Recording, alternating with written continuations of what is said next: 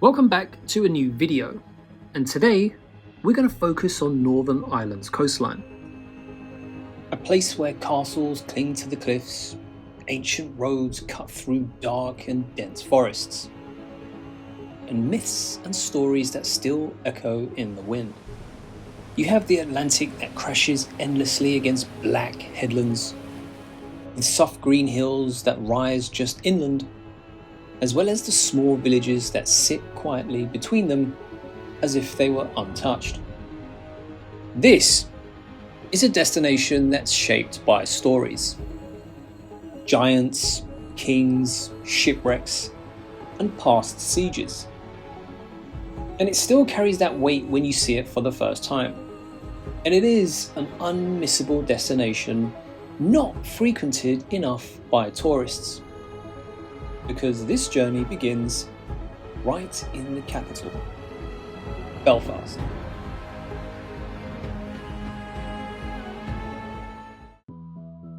Northern Ireland's capital.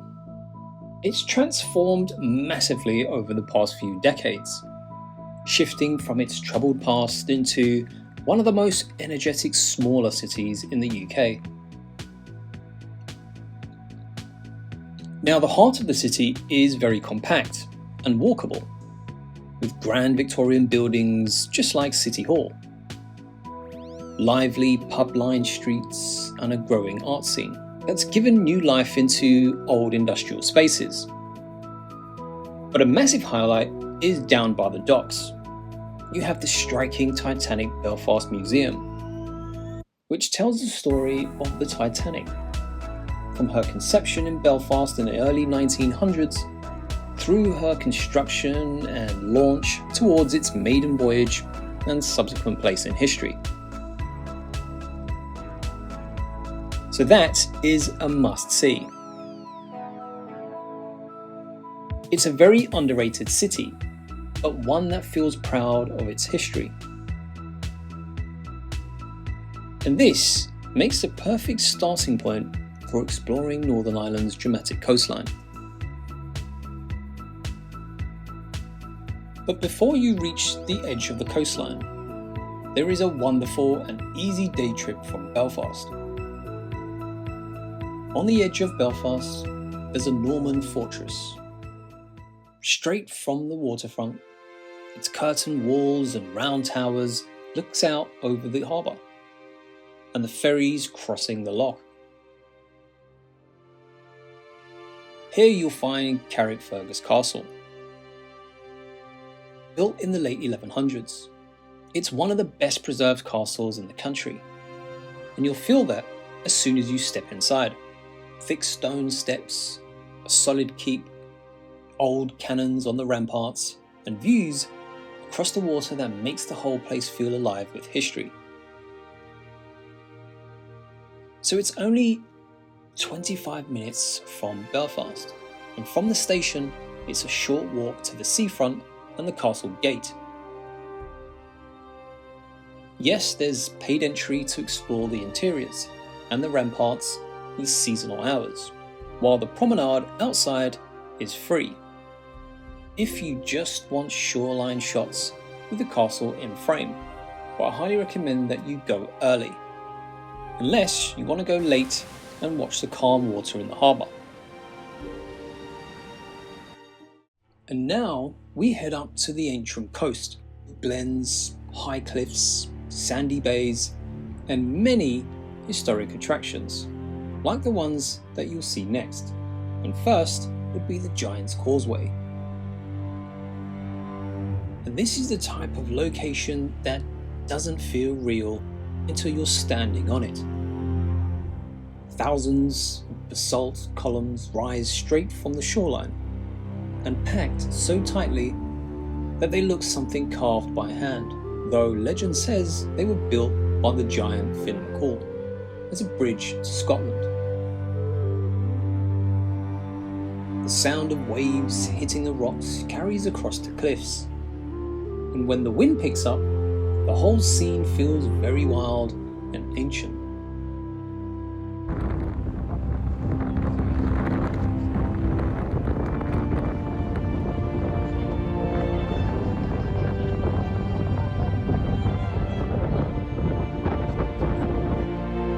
it's only a short drive from another location, Dark Hedges. The Dark Hedges is one of the most surreal stretches of road in Northern Ireland. 2 rows of centuries-old beech trees that twist and arch over the lane. And the branches are tangled together like something out of a Gothic painting. Sometimes it's completely silent here, except for the wind moving through the leaves, and of course, when tourists come to visit. But if you do catch it when the light cuts through at the right angle, the whole tunnel seems to glow.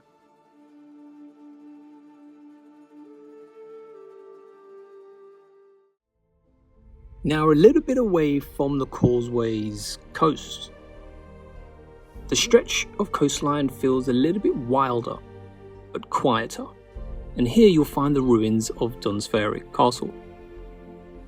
And it sits alone at the end of a grassy headland, the last fragments of stone walls looking out over the Atlantic.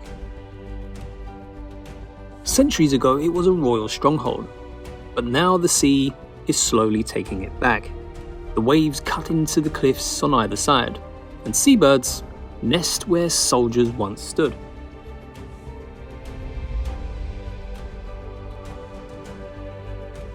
So at low tide, you can walk across the rocks as the ocean breathes in and out. But it's all part of the same landscape: castle, the cliffs, and the harbour.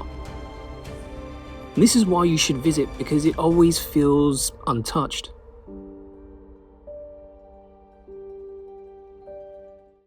And next, heading towards Portrush, you have Dunluce Castle.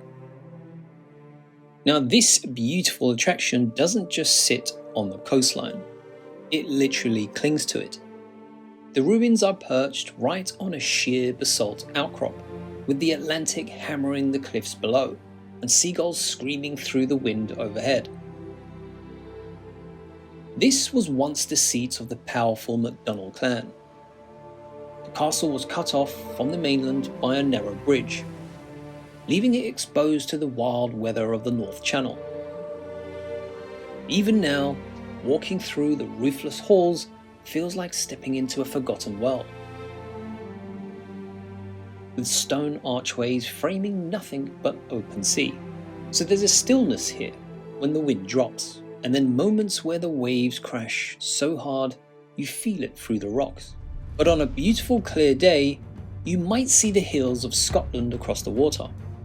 And at sunset, the broken walls glow in the last light, hanging onto the edge of the cliffs as if defying the ocean itself.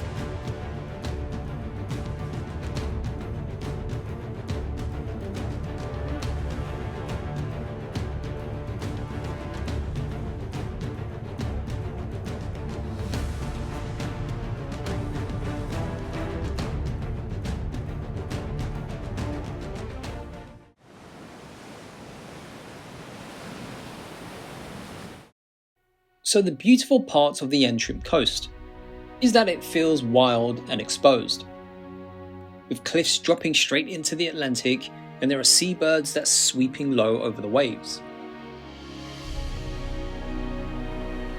And to highlight this point, you'll come across the Rope Bridge, and it links the mainland to a tiny island once used by salmon fishermen, hanging high above the water as it moves gently with the wind. Now walking the cliff path out builds the tension.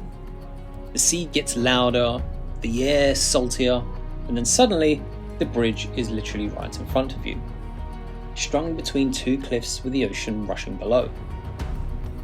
Now you can easily reach Carrick-a-Rede Road Bridge by public transport if you take the train to Coleraine and change to the 402 Causeway Rambler bus, and this stops right at the trail entrance.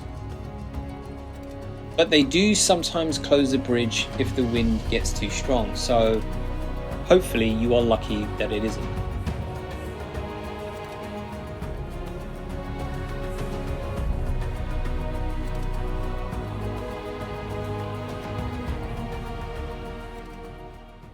Just west of Ballycastle, the coastline suddenly narrows into a steep headland that drops right down to the sea. And at the very tip, sits the ruins of Kinbane Castle. It's small, but the views are extraordinary. The path down winds through wild grass, with the sea on both sides. It is a must-see if you are in the area.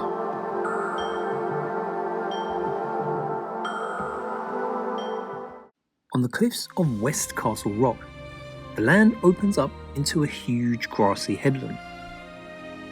And this is where the shell of Down Here Domain stands completely exposed to the wind. You see, it was once an 18th century mansion, built by the eccentric Earl Bishop of Derry. Now its roof is long gone and the walls are empty, framing nothing but sea and sky through every window. And a short walk across the fields brings you to Mussenden Temple, a small circular stone library perched on the cliff edge, with the beach stretching for miles below. So it's one of the most dramatic viewpoints on the north coast. The waves of Downhill Strand thundering far beneath. And on clear days you can even see the coast of Donegal, which is visible in the distance. You can easily get here by train to Castle Rock Station, and it's just a 10-minute walk from the entrance. And from the temple, the cliffs roll down into open dunes, and this is where you'll find a narrow grassy trail that winds towards the sea. Because as you leave the ruins behind above, the sounds of waves slowly takes over, and soon you'll feel the sands of Castle Rock Beach. So this is a vast stretch of golden shoreline, where the wind smooths the surface and the sky reflects the shallow tide pools below. And the best thing about this is that it feels like the whole coast suddenly becomes your own.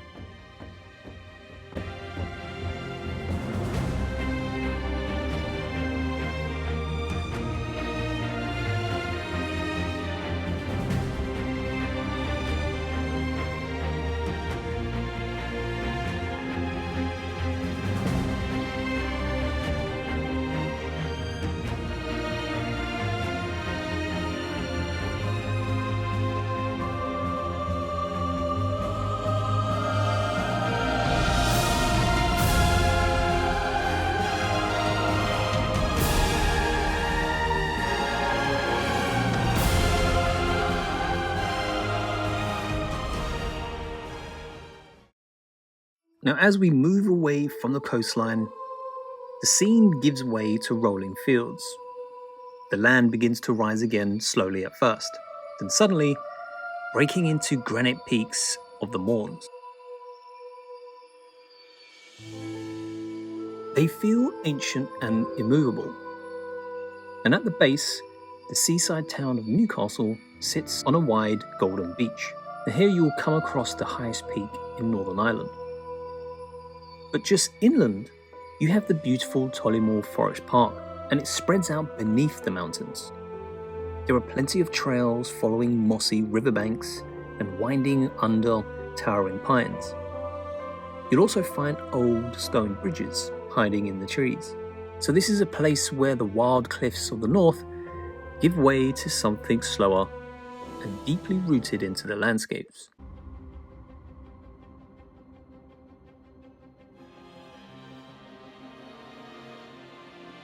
And as we continue far from the noise of the north coast, Tully Castle lies hidden on a quiet peninsula. It's surrounded by still water and low green hills.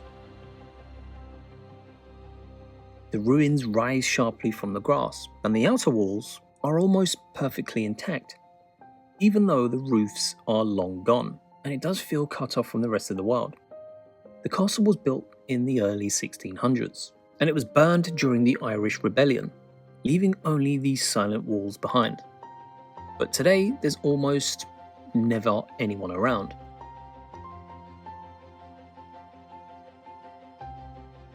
So it does feel like a peaceful place to end the journey.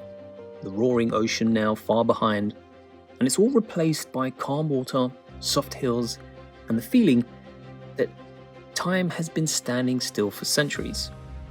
And if you have time, just 15 minutes away, Fermanagh Castle rises out of the countryside, like a stone skeleton. It has tall towers, still sharply outlined against the fields. Now, this castle was built in the early 1600s, and one of the best preserved castles in Fermanagh. So you can wander through its roofless rooms, climb the stairs, and look out from the upper floors across the farmland. A perfect end to a trip to Northern Ireland.